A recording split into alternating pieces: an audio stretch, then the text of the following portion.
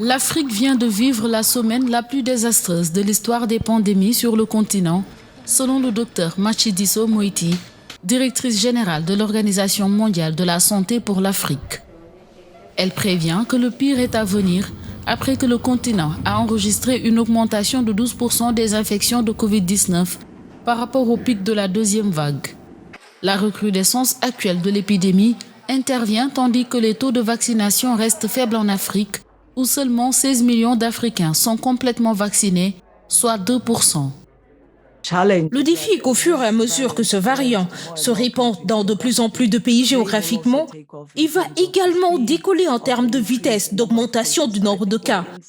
Donc, je pense que nous sommes dans une situation très difficile.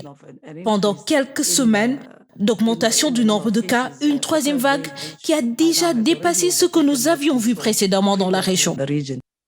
Au Sénégal, la situation est également inquiétante.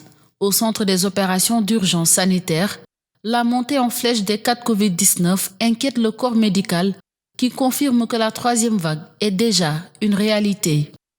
Cette augmentation de troisième vague, elle est bien réelle.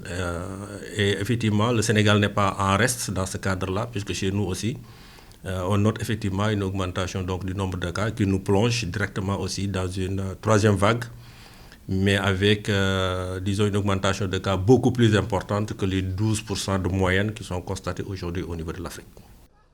Le Sénégal fait actuellement face à une rupture de vaccin contre la Covid-19.